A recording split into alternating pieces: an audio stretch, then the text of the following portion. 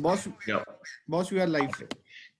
Hi students, welcome back to another session of career counseling session for B School aspirants. See, this is a session where we will discuss with two experts of how you, the B School aspirants, will go about selecting your B School. What are the parameters that you should consider? What is it that you should be very careful about? What is it that you must be very alerted towards?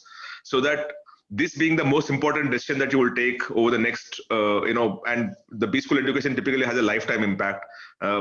We are just putting together some set of do's and don'ts so that hopefully you will get into the B School of your choice or the best B School based on your attitude, aptitude, and the kind of score that you have. And the two experts that we have to discuss this is the first expert is Dr. Suresh Ramnathan. He's a Dean, Great Lakes Institute of Management. Welcome, Dr. Suresh. Thank you. Dr. Suresh Ramnathan is an eminent scholar and professor of marketing and with a distinguished academic experience, comprising 9 years at the world's top-ranked Booth School of Management, Booth School of Business at University of Chicago, and 8 years at May School of Business at Texas A&M University as an endowed chair professor. His educational background includes a BTech from IIT Delhi, an MBA from IIM Calcutta, and a PhD from the Stern School of Business at New York University. Dr. Ramnathan is a leading academic expert on consumer emotions and motivation. His work is highly cited in the academic literature, and he has also received extensive coverage in popular press, including New York Times, CBS News, Times of India, Los Angeles Times, and Science Daily. Thank you for joining us, Dr. Ramnathan. Thank you. Glad to be here. The second expert that we have is Dr. Atish Chattopadhyay, professor and director at GXOM, which was earlier IFIM and now called Jagdish School of Management. Dr. Atish is an entrepreneur and educator. Is a keen proponent of globalization of Indian business education. He has previously held leadership positions at top institutions in the country like SPJMR, MICA, and IMT Ghaziabad. Under his leadership, these schools initiated path-breaking and pedagogical innovations, winning global accolades, including finding a place on AACSB's Innovations That Inspire list. As a professor of marketing, Dr. Atish has published in leading journals and consulted with top MNCs covering the Asia Pacific and Latin America regions. At GXOM, he has pioneered a study in association with the industry to curate a graduate management curriculum that caters to the needs of Industry 4.0 to groom leaders 4.0. Thank you, Dr. Atish, for joining us. Thanks, Mahesh. Thank you. Dr. Atish, I'll start with you. Students typically look at, they start selecting a B school based on the ranking that is given to the B schools or the placements that they offer, right? But we all know that ultimately the student has to fit his goals to the B school. So if you want to be an entrepreneur, there's a different B school. If you want to be a financial person, there's a different B school and all. And that is something that is missed out in putting everything into one single bucket in terms of B schools, right? So there is always a best B school, and there is also a best fit B school for each student, right? So can you, for the benefit of the students, tell them how they should go about selecting their fitment to a B school to their goals and aspirations of what they want to be in future? Thanks for asking this question. The most important thing is the whole issue of self-assessment. That is the starting point, which means where I stand and what are my aspirations. I think that should be the starting point for any aspirant. And there is nothing called a best business school. It is always about the best fit. Okay. Even at the top end, if you look at it, if somebody is really very quantitative oriented, maybe IIM Calcutta is a good fit. Whereas somebody who would want to make a career in strategy, IIM Ahmedabad may be a better fit. So finance for finance, it may be IIM Calcutta. For strategy, it may be IIM Ahmedabad. Similarly, not every individual is similar. Each individual is different. They have to find out, depending upon what the type of score that they have got, what their career aspirations are, what is the right fit. I'm giving you an example. There are some who may be thinking that, okay, if I would like to get into a conventional kind of a role, I think the established conventional schools will be a right fit. If somebody is looking for a role in new age companies, startups, a different business school like a GXOM may be the right fit, which is in Bangalore. So the location of the school, the kind of grooming that the school does, for example, you said that T-shaped professions for Industry 4.0. That's what we try to achieve. Now, which means that the faculty, the curriculum, the pedagogical interventions all play a very important role in meeting the career aspirations of the students. And each of the aspirant has to find out which school is the right fit. There is nothing called a best school. Thanks, Dr. Atish, for saying that. Dr. Ramnathan, this is for you. We all know that the legacy and the reputation of a B school is very, very important for a student to select a B school. So it's not just about a rank. Like you actually have a Bajaj in Bombay, which I don't even know where it's ranked, but it is one of the best B schools in the country for the kind of legacy and reputation it carries with itself, right? So, and Great Lakes has been one of the pioneers in the space because you started PGPM long time back and created a different channel, and now you're competing with the best in the world. So, what is your take of how a student must go about understanding the reputation and the legacy of a B school, which might come in handy for them in future? Sure. Thank you. Thank you, Mahesh. The idea of legacy in my mind, I think, is it has two sides to it. I think legacy per se confers a certain level of pedigree. It gives you a certain level of authenticity that this is an institution that has gone through a lot in time and, has graduated many students and so on. And that therefore gives it a certain heritage and a certain reputation in industry, which I think definitely helps students in terms of, the career path. So heritage, all of these things matter because reputation is something that industry often relies on as a marker for how good that institution is and how good the student is. Having said that, I think there is a second side to this, that it is not necessary that an institution with a legacy is always what it purports to be. In other words, don't blindly just go by heritage or legacy, because quite often what you find that some of these older institutions may also be somewhat asleep at the wheel in terms of reinventing themselves to change with the times. And, I applaud what JAGSOM is doing, for example, in terms of Industry 4.0 and reinventing the curriculum. And that is exactly what we are also doing at Great Lakes, that we constantly and dynamically take input from industry and try to think about what our curriculum should be for the future. So we are not preparing students for today or for today's jobs. We are preparing students for tomorrow's jobs. And and this is something that I would urge all the students to remember. You are not in this to get a job.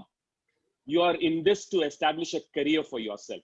And if that is your goal and that is your aspiration, what you really need to be looking at is, are you going to be getting the knowledge that is relevant for tomorrow's needs compared to what is currently required? Because what is currently required may well be based on knowledge that was created maybe 10 years ago, because that is what is being taught from textbooks and other sources.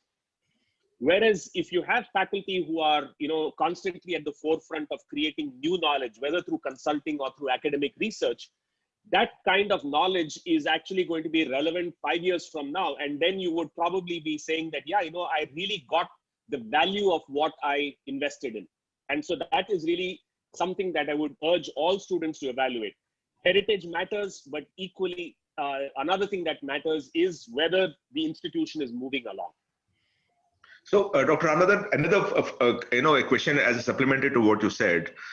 Obviously, most students look at placements as an end goal when they're joining a B school. But the placements is actually a function of the kind of teaching, learning process, faculty that they have. Because if you don't have all this, the input in the process, the outcome is not going to be the same as it was earlier. And because you said legacy is still to be questioned, I'm asking this question to you. So how does a student go about judging the quality of faculty, the quality of learning that happens in a B school? Sure. It's a very simple answer. And, in the West, and, I I spent, as you mentioned, I've spent more than 22 years in academia in the West. In the West, it's a very straightforward metric. It is whether the faculty is actively involved in bringing new knowledge to the classroom. That's a very, very simple metric to look at. Okay. If I'm regurgitating old knowledge and I'm only teaching you old concepts, then you are not doing justice to student learning and learning outcomes. What really matters is whether the faculty, and it can be through consulting, it can be through research, as I said, academic research, whatever you do, if the faculty is actively involved in creating new knowledge, that knowledge, if the faculty shares it with the students, you can rest assured that, the kind of job that you're going to get is definitely going to be of a high quality. And so I would say, evaluate the faculty, not merely in terms of, where they come from or, the reputation of the school itself. Ultimately, the only goal, the only metric is whether the faculty will actually teach you something that you didn't know. Atish, would you mind adding something to that? Because this is a very important component of how a B school has to be selected in terms of the learning that happens in the B school, the process that is set up, and the faculty. Would you mind adding something to what Dr. Ramnathan said? I think Suresh is absolutely on dot. However, in a context like India, it is very important to understand how the faculty enables its participants to discover new knowledge. Is there a co-creation of knowledge where both the participant and the faculty and our corporate partners are involved? I think that's the key. School which is looking at grooming professionals for tomorrow has to co-create knowledge as things are evolving and it's changing very fast. So faculty who can collaborate with the industry and also with the participants to actually discover new knowledge, I think that's the kind of faculty, that's the kind of curriculum which is going to remain relevant in the future. And that's what grooms our professionals for the future. I think that's some of the things that we are right now experimenting on. And it is very easy for the participants to find out. You just go and try to find out what are the students, the existing students of the school is actually talking about across forums. Okay, it's very easy what the faculty is talking about because their publications, their blogs are all available. The student blogs, the students are very active. You can easily find out what kind of, companies are associating, what kind of knowledge is getting created, and what kind of companies are actually recruiting from the campuses, and whether the recruiters found that the graduates were adequately trained for that purpose or not. If a little bit of research is done by the aspirants, then they will understand the difference between a legacy school and an emerging school. I think just like when we bet on the stock market, we don't bet on an established stock. You always bet on a stock which is going to be a future winner. Similarly, while selecting a school, it is very important for an aspirant to find out which is the school which is going to be the future winner where they would carry the tag, and not the one probably which is already established in the maturity stage and is on the verge of decline. This is a very conscious decision as to which one is going to be the winner and which one is going to be in the declining stage. That's the key decision. Yeah, fair point. Dr. Ramnathan, because I'm sticking with legacy because alumni also is a part of the kind of, because as you keep saying, it's not just about how much you learn and how well you're placed, but also the kind of network that stays with you your lifetime. And that's what a B school education provides, that you create a cohort of people who will stick with each other and then help each other and handhold each other whenever things happen. And the vast alumni network also helps in the cause, right? How does, like you at Great Lakes, you have a fantastic alumni network over the last decade plus, right? Yeah. So can you tell me the kind of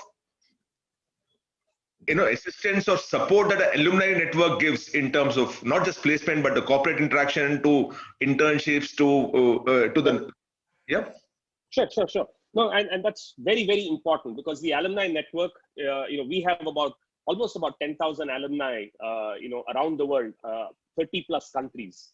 And these alumni actually bring a lot of value to us. I mean, everything from the stage of even the admissions process, where they get involved in helping us select the right candidates, all the way up to placement, and where they come in and train our students, they groom our students, give them coaching in leadership skills, in problem solving skills, your variety of areas where they come in and help, and they do it completely free of charge. They do it because of their love for the institution, and that's something that we really value a lot, because our alumni are our biggest asset, and that is something that we really care about.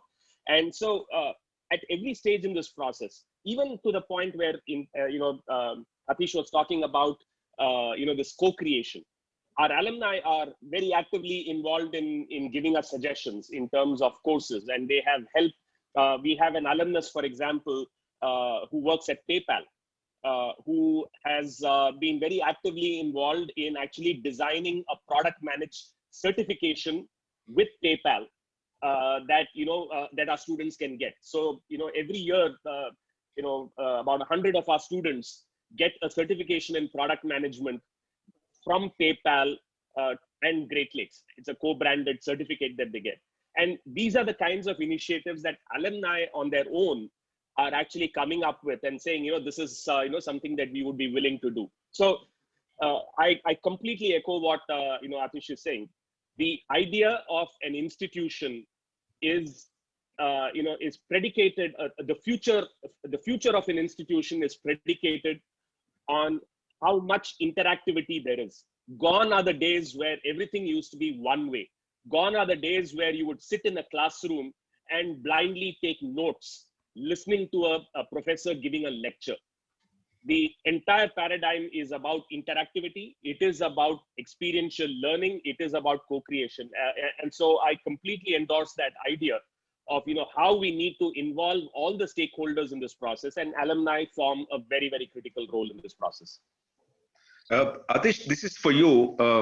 The other thing that we always discuss is the kind of diversity that the class should have for a better learning outcome, right?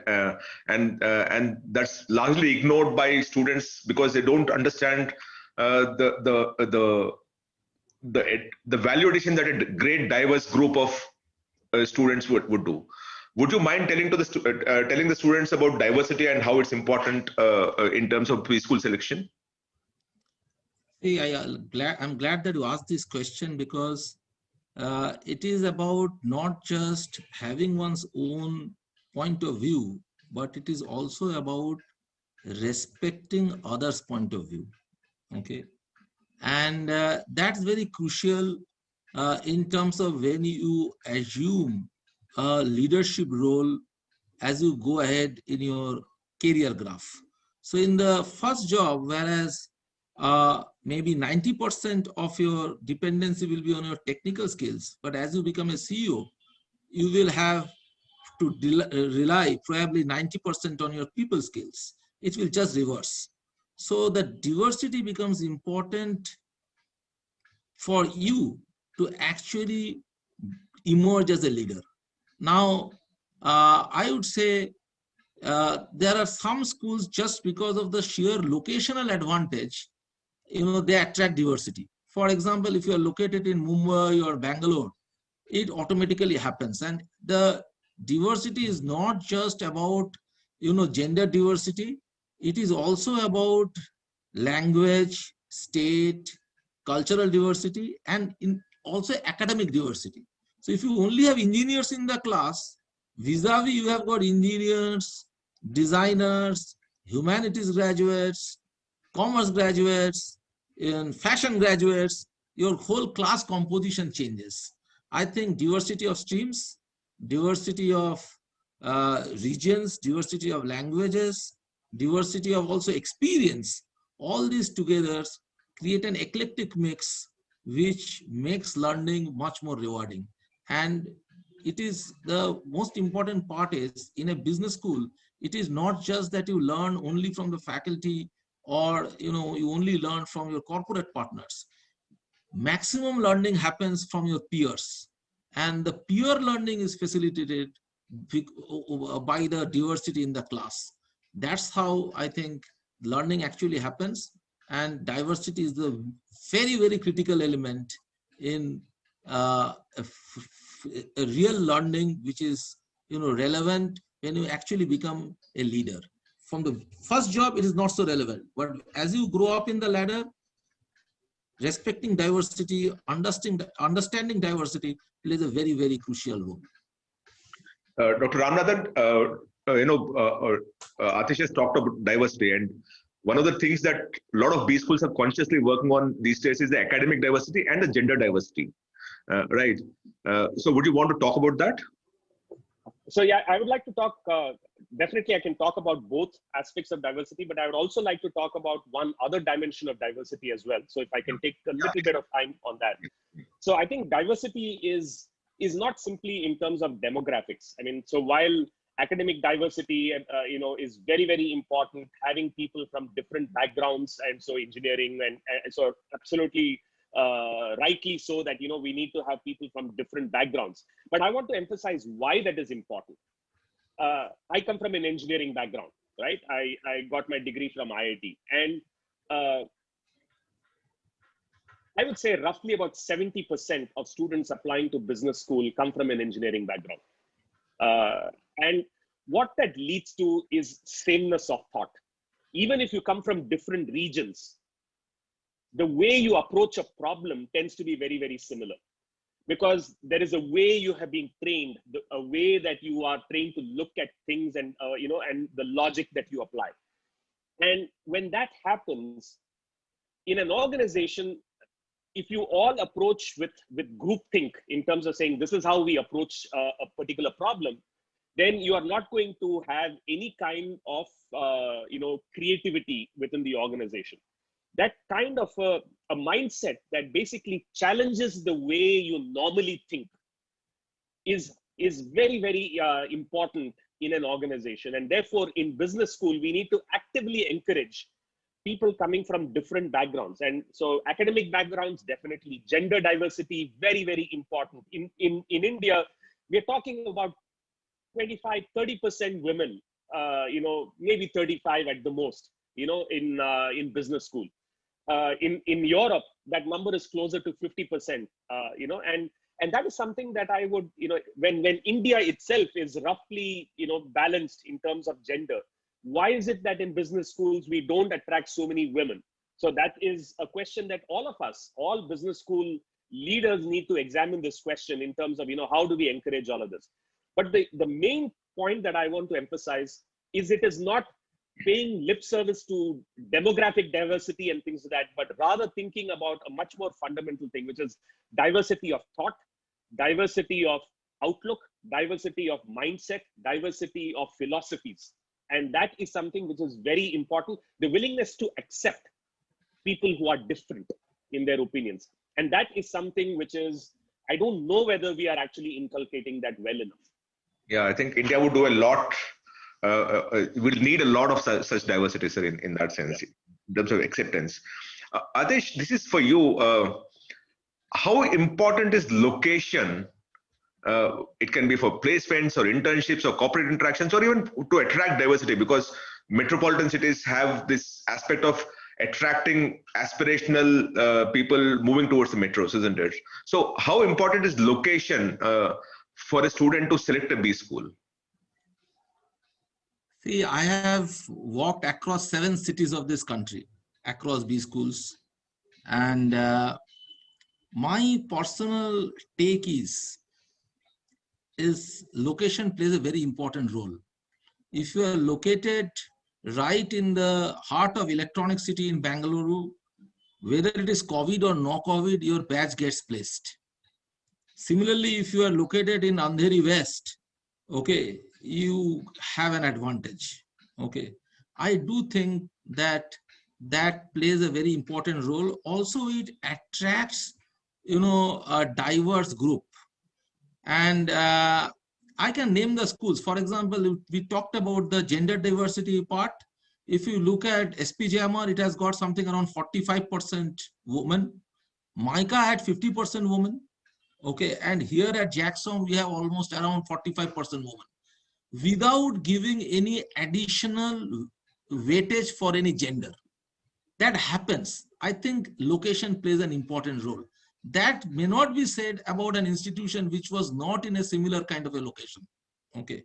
I think location do play an important role in terms of access to the corporates and the corporates actually having an access to the institution. Having said that, it also again depends. If somebody is completely, being brought up in a metropolitan city, it may be worthwhile to explore a location where one can pursue some of those things which otherwise cannot be pursued in a metropolitan city. So probably a guy who has been brought up in a metro, in a, I would say, a pigeonhole, if that guy gets into a school which is in a rural setting or a setting where there are, nature, whether it's hill, sea or mountain, will widen the horizon. So it depends again who the aspirant is. For a guy who has been brought up in a non-metro, maybe metro will be a fantastic idea.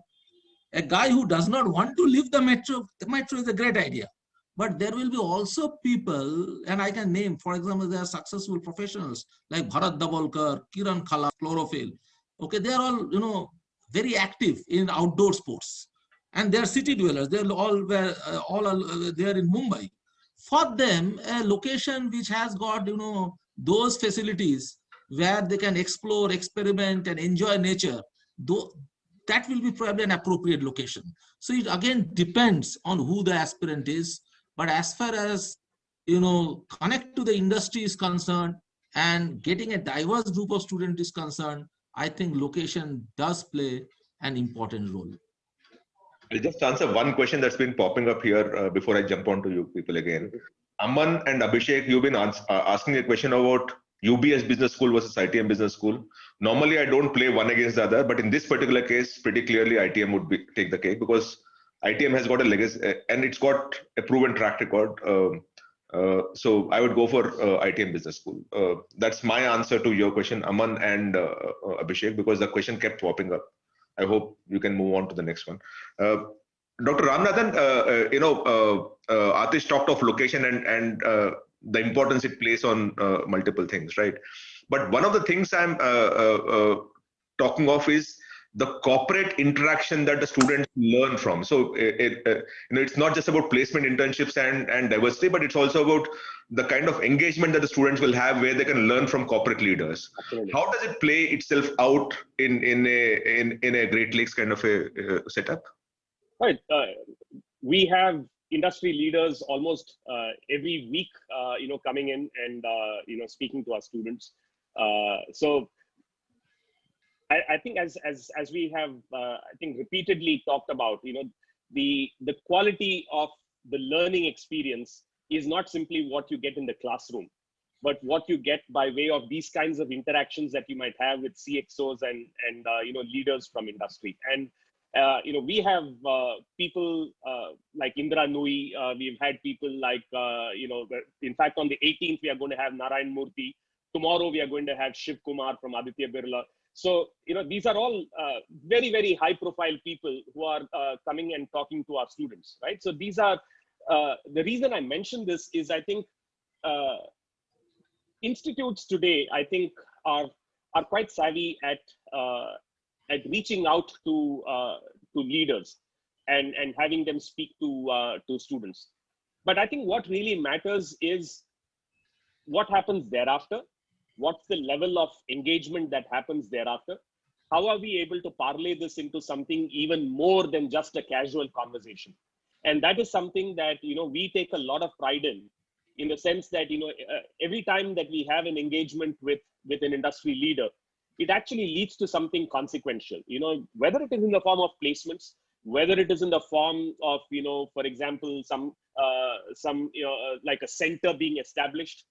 We've had all kinds of, interventions that we've been able to do as a result of these interactions with industry people. So I think the answer to your question is that definitely at an institution like Great Lakes, we have people from all over India. people like Suresh Narayanan from Nestle. We've had, Shiv Kumar. We have Mr. Narayan Murthy. We've had Indra Louis. So we have a whole host of industry leaders, who have come and spoken to our students, and that will continue to happen. Dr. Ramnathan, another question to you. A lot of students these days are confused between selecting a general management course to a specialized management course. Yeah. And increasingly, there are more specializations that are coming in from multiple B schools, which might be the need of the hour also possibly. But there is always this conflict between whether you should cast your net wide or you specialize and go to a very niche specialization, right? Yeah. What is your take of how the student must go about making this choice? It's a great question. I think it's traditionally an MBA has always been a generalist degree, right? So we've always looked at an MBA as preparing you for a career to move into whatever line, so you join as a general manager, as a management trainee, or as a lower tier manager, but then you graduate and you become, you get to the higher levels, and then you assume general management roles. That's really typically what we've been preparing our students for. But increasingly, I think what organizations also realize is that there is a need for a certain level of functional specialization. And by functional specialization, I don't necessarily mean that, this aspect of, we need to specialize in marketing or finance and things like that. I mean, those are always going to be there, right? Every institution has got finance and marketing and supply chain and things like that. I think the need of the hour is for people to be comfortable with the tools of the trade that will help them survive the organization of tomorrow, right?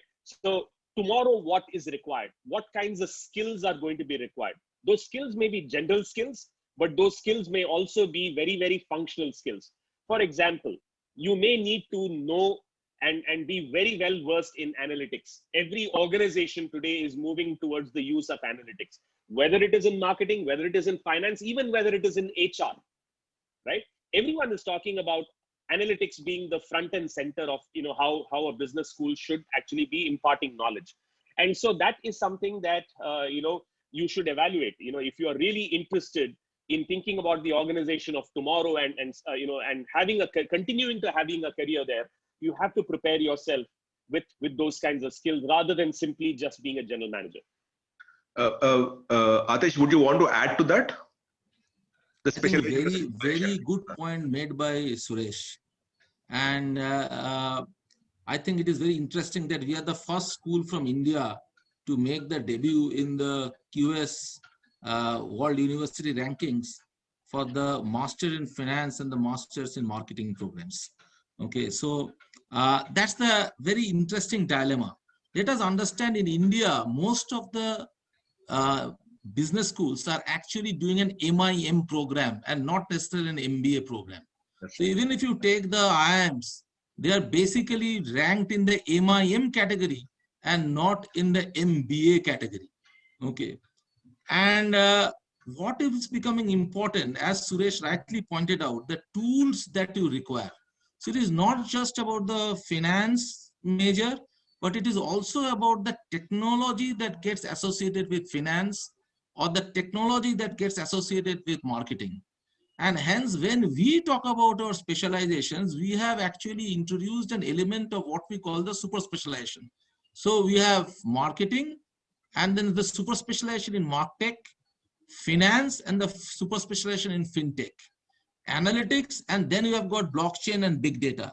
And we have actually collaborated with those global institutions which can provide those tools and technologies. So which means martech is with University of Virginia, Darden School of Business, or fintech is with ESCP London, like that. And we find that the recruiters find this kind of training extremely relevant when it comes to their requirement. And that's something which is very, very interesting, that this is the trend today, that it is not just the programs are moving gradually towards very specialized kind of programs. And when we look at our PGDM marketing, PGDM finance, or PGDM analytics, we actually categorize them as a specialized master's program. And as the trend right now, is that as far as recruitment is concerned, as far as the aspirant choice is concerned, these programs appear to be getting higher traction than the conventional ones. That's our experience. There is one question that's coming from Abhishek Partane. He's talking of the B schools in Bangalore with 85 percentile. Abhishek, my answer to you is go for Xime, go for Symbiosis, go for Jaxom. These three are Jaxom. Atish, the dean of Jaxom, is also here. And they're all decent, good options for you at 85 percentile. Dr. Ramnathan, this is for you, this is the last question before we jump on to a few questions that are coming up on the screen. A lot of people go for ranking, but in my opinion, accreditation plays a bigger role because you actually are being judged on a daily basis for not just what you performed in the past, but what you're about to plan for the future and how you're going to deliver those outcomes, right? So can you tell to the student the importance of great accreditation from it can be AACSB or EQUUS or any of those triple crown and anything that you think would help a student to look beyond just the rankings, so that their future is more secure? Yeah, absolutely. I think accreditations are obviously a stamp of confidence that is basically given by a body that actually evaluates across multiple institutions around the world, right? So there is a standard, there is a benchmark, and there is an expectation of continuous improvement, without which you will not be able to retain that accreditation over time. And so the accreditations that you have, the institutions that you're going to get accreditations from, that is definitely a marker or a reposition of confidence that in the institution and the institute's vision, right? Because that is what they are evaluating. They are not evaluating where you are, but where you are going to be. And when you kind of propose a strategic plan and say that this is what we are planning to achieve in the next 3 years or 5 years, that is really what they are endorsing and saying that this is good. Now let us kind of see what you can do next, right? And so they're constantly evaluating us. So bodies such as EQUUS, AMBA, AACSB, these are obviously highly relevant. And similarly, within India, you have the MBA accreditation. We have SACs. These are all bodies that are responsible for giving accreditation. So these are all. I think as a student, you should definitely be looking at what kinds of accreditations the institution has. Jaxom, of course, has always been doing very well, and so I compliment them for that. Equally, Great Lakes has also got AMBA, and we also are well on our way to getting AACSB. In fact, probably by hopefully by next year. So all of that is going to happen, and so we see this as a very important marker of your quality and of your consistency in quality. I think that is again a very important thing to think about. You can change, but you have to be consistent about it. Atish, because you got AACSB very recently, can you tell the students of how AACSB puts so much responsibility on you to maintain that in terms of the quality, the process, and the outcomes?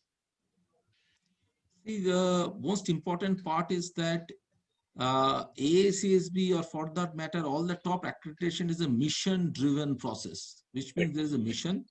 Okay, like we say, holistic, socially responsible professionals. And then your entire learning goal and learning outcome is in alignment with the mission. And as Suresh rightly pointed out, whether you are delivering on your promise or not on a consistent basis, that is what the accrediting body looks at. And whether you are in a cycle of continuous improvement. So what the AACSB accreditation actually does, most importantly, is that it is assurance that the school delivers on what it promises, number one. Number two, the school will remain sustainable. The school will create processes for continuous improvement. And most importantly, the accreditation also enables you to participate in the global rankings. I think that was one of the reasons why we could participate in the QS ranking and make our debut. Until and unless we had the AACSB accreditation, we could not have even participated in the global rankings. That's a very important parameter. Even the ranking agencies globally, the starting point is accreditations like AACSB or EQUIS. I think that is where the quality assurance comes in. Dr. Ramnathan, we're taking questions from students now. One of the questions is coming from Hardik. He's talking of how important is foreign collaborations or foreign partnerships of universities. It can be, and I'm elaborating that question to make it student exchange, faculty exchange, research partnership, and so on and so forth. How important is foreign partnerships for a good B school to be the best B school? Yeah. So I can look at it through two different lenses. Okay. One lens that you can use is, are we sending our students to international institutions so that, they can learn? So, there are immersion programs, exchange programs, and so on. And will they then be able to go there, immerse themselves in a classroom experience with other students from a completely diverse background?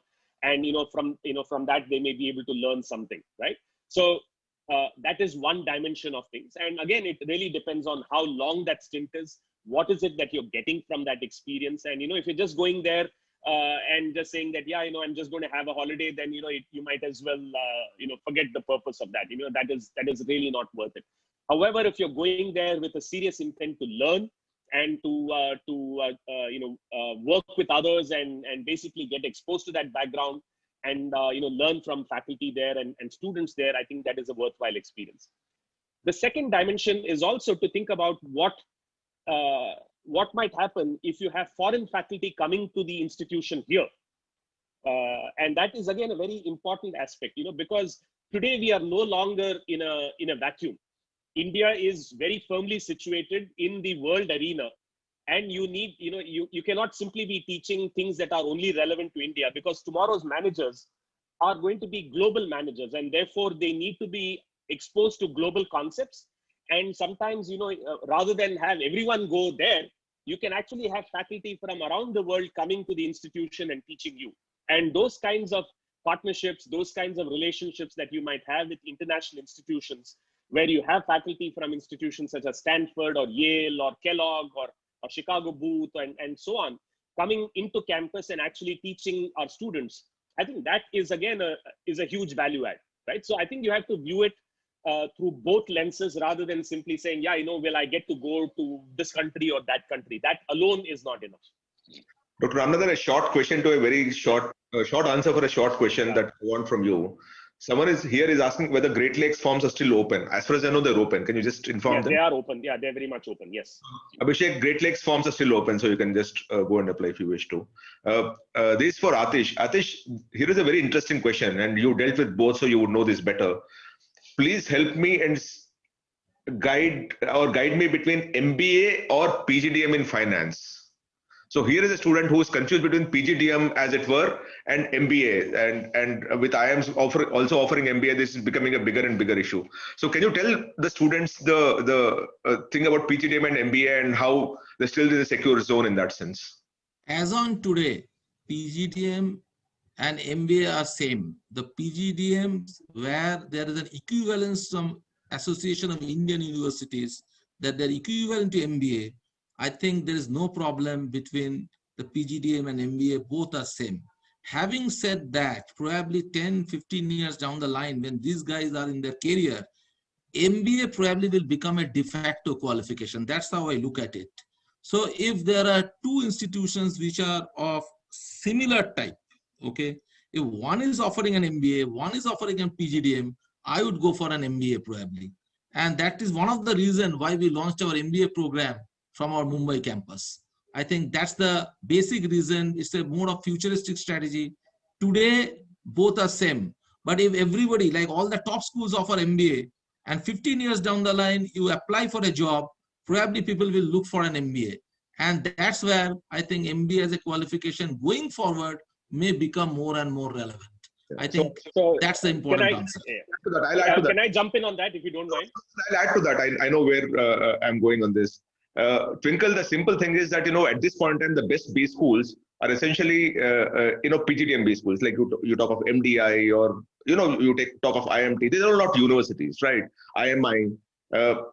Most of the B schools, including IIMs, have been offering PGDM, because PGDM gives you the flexibility to create a curriculum of your own, the pedagogy of your own, and an outcome of your own, which a university system never does.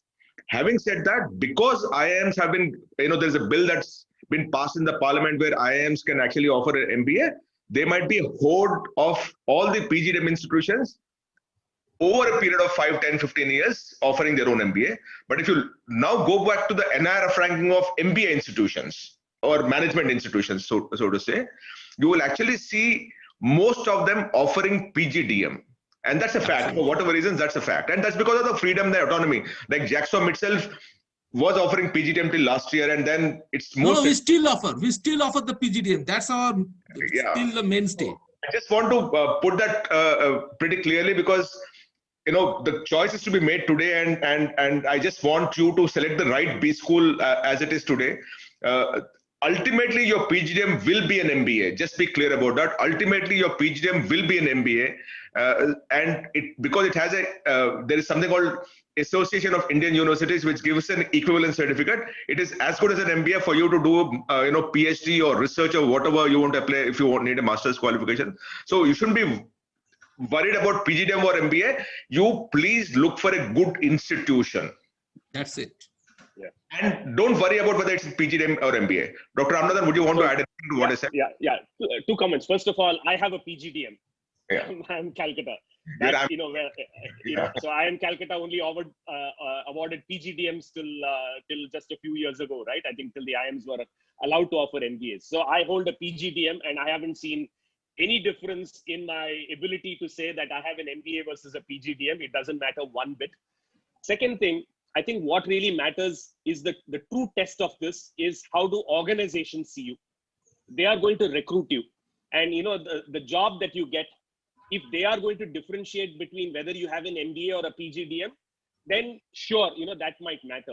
But as long as they come to the institution and they recruit you and are willing to pay you exactly the same salary as what they were willing to pay for an MBA from any university, I don't think you need to worry at all. So I would definitely say focus, as you rightly said, focus on the institution, focus on the learning.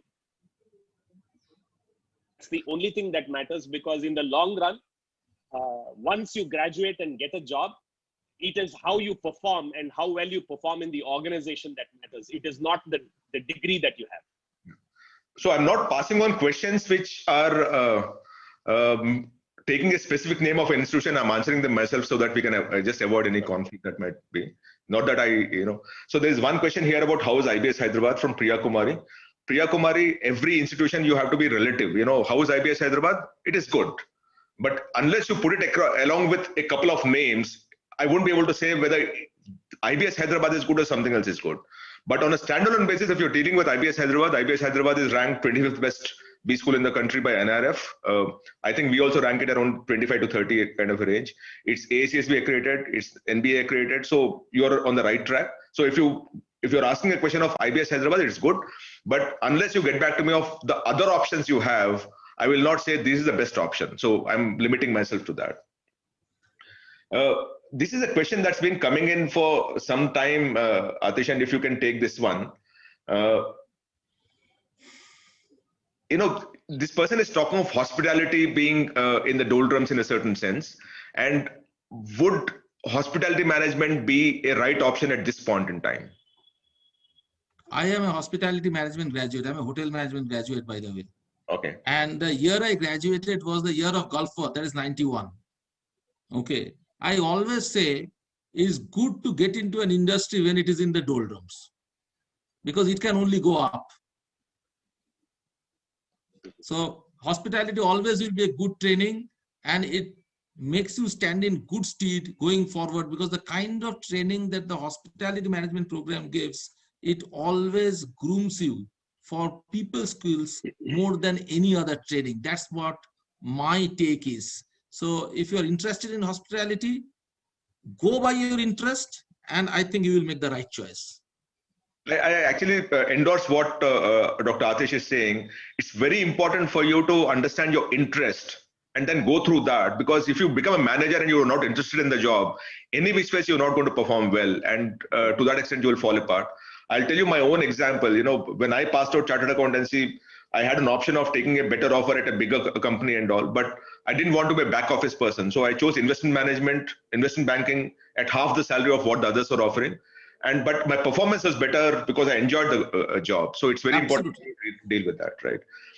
One more question, Dr. Ramnathan, if you can take this up. This person, his name is Kumar Verma. He's 25 years with 3.9 years of IT experience, planning to take an MBA. And he's asking, is it late for me? No, not at all.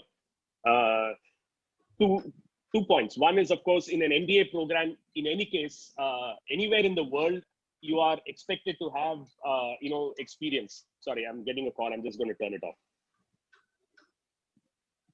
Yeah. So in an MBA program, you are expected to have experience anywhere in the world. But the question is, sorry. So the main question that you have to ask yourself is, what are you trying to basically achieve in life?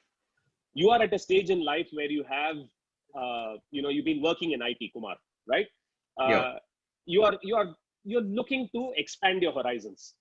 You're looking perhaps to move away from what you've been doing. Maybe you want to get into a consulting role. Maybe you want to get into a managerial role. Maybe you want to, rather than just be doing coding or something like that, you want to start looking at the business side of things and becoming a business analyst or something like that, right? There could be a lot. Or maybe you are looking for a complete career transformation and you say that, I want to move from IT to something else. Regardless of what those goals are, Kumar, I think really what matters is how you can basically equip yourself for that. 3.9 years is not at all late. Like I said, in most institutions around the world, it is in fact the expected level of experience for anyone before you can say that, yeah, I'm ready for an MBA, because there is a certain level of maturity that you bring to an organization. You have worked as part of a team. You actually know what it takes to work in an organization. And because of that, you actually might be able to add a lot of value to the organization that you might join. And also, even while you are in the program, in an MBA program, you actually bring your experience to the class, and you're actually going to be helping all your other friends, work on their, because of your experience and your maturity, you will add a lot of value to group work and peer learning. So I would say that, this is the right time. At Great Lakes, for example, we have a 1-year program, an accelerated program for people who have work experience. And so we say that, yeah, if you have anywhere between 2 to 5 years of experience, you are actually ready to basically hit the road running. So you can actually come in, join the 1-year program, graduate, and therefore you would actually save, money in terms of, what we call the money cost of time. Because every year that you spend, doing extra coursework is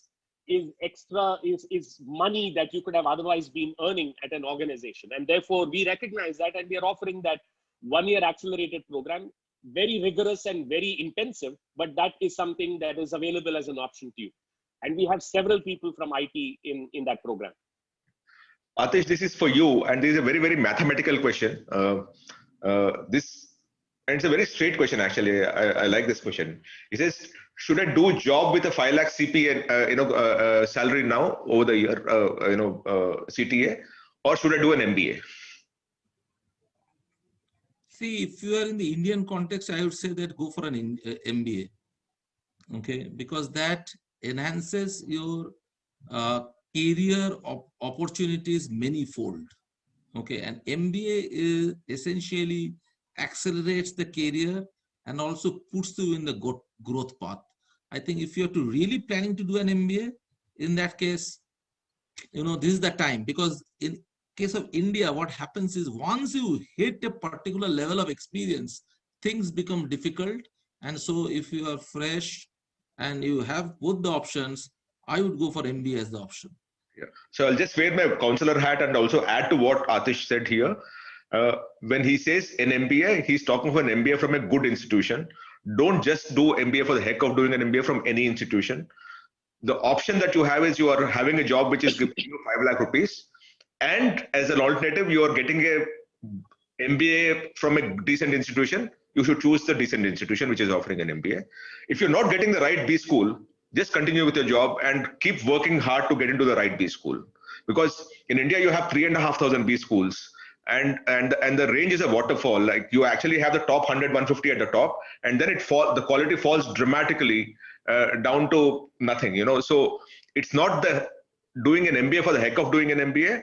If you want learning outcomes, either you get into the top 150, 200 B schools, or don't do an MBA and continue working where you are, because experience also matters in a certain sense.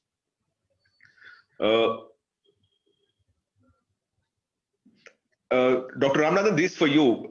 Can you please throw some highlights on effectively justifying gap year during MBA interviews? Yeah, I think if today we are increasingly accepting the fact that people take some time to prepare for competitive exams and things like that. And so, if it is a gap that can be explained, during the interview, and you say that, yeah, the way I look at it, and I have interviewed some students, the way I look at it, if you spent that gap year productively, that you did something useful with that time, and you actually expanded your horizons doing something, and you are able to tell me what you did, I'm happy to welcome that. I don't look at gap years as a gap. I look at it as a way of growth, that personal growth that you achieved in your life. If you are able to show me that you actually managed to achieve that personal growth, I'm happy. Of course, at the same time, if it is a significant gap in your resume, then obviously, that obviously, poses some questions, and, we would ask you on that. But otherwise, if it is a year and you say that, yeah, I spent that time preparing for the civil services exam or something like that, and, you tell me that, this is what I did, or even if you say that, I decided to take that time off and travel the world and expand my horizons, and I learned so much about these different cultures, come and talk to me about it, and I would be happy to discuss that. Atish, short answers, because I want to take as many questions, next 2-3 questions, and then wind this up. This is from Srijan Mehrotra. I also passed a hotel management from IHM Lucknow. Will it affect my admission in business school with competition of engineers? We talked about diversity. I think hotel management graduates are welcome. And you have got somebody like me who's a hotel management graduate right in front. Okay, fantastic. Dr. Ramnathan, this is for you. This is from Abhishek Partane. He's got experience in family business. Should he do an MBA or continue pursuing his family business? I think ultimately, I think the reason why you want to do an MBA is because you feel that you can actually grow your family business, that you are the next generation. And if you feel that you want to do something, learn new techniques or learn new frameworks and reinvent your family business, I think that would be a great thing to do. Yep. This is from Masoom Abbas, and I'm taking the question myself. Her options are SDA Bocconi versus Jindal Business School versus SIBM Hyderabad. Each of them is so different from the other. SDA Bocconi is not accredited by the AICTE or anything. They are offering a European degree, as far as I know. Jindal Business School is a university, and SIBM Hyderabad is a branch office of Symbiosis in Pune. Each of them is very, very different. So I would hasten to, unless you give me some more details about yourself, Masoom, I would not be able to respond to that. But you can please write to me. Most of you have a mail ID. Write to me and to our office, and I'll be able to respond to that. Last question before we wind this up. And again, this IBS Hyderabad question keeps coming up. This person is really trolling me. Tell them that it's a good school. Which one? No, yeah. All three are good schools. Just that, the problem in this, Atish, is that SDA Bocconi is not a recognized school in it, so it's a good one. Yeah, all of them are a good school. Hyderabad is on one side, and Jindal is offering business management, right? So, I'm a bit confused about that, right? I think we'll wind this up because everything is now A versus B versus C, and I'm not going to take that here. In fact, on Sunday, what I'll do is I'll do one show on Ask Me Anything where I'll answer you as honestly as I can be, as brutally honestly as I can be. Thank you, gentlemen, for joining me today. Thank you. Because I don't want you to, don't want to put you in a corner in recommending a B school or taking the name of a B school and saying anything about it. So I don't want to, I just want it to be as broad as possible as far as you are concerned. But I will take the Ask Me Anything questions and naming B schools on this Sunday. So join me on that day. Thanks, Dr. Ramnathan. Thanks, Atish, for joining in. It was a pleasure talking to you. Thank you. Likewise. Thanks, Thank you Suresh. very Fantastic meeting you again. Thank you. Thank you. Yeah, thank you. And good luck to all the participants here. I wish you the very, very best in your careers. I hope you shine, and I hope to see some of you at least at Great Lakes. Good luck. Thank you. Atish, anything, closing comments? All the very best, and may you find your passion, discover what is good for you, and get into the school which is right fit for you. All the very best. Thanks so much. Thank you so much, guys. Thank you. Bye-bye.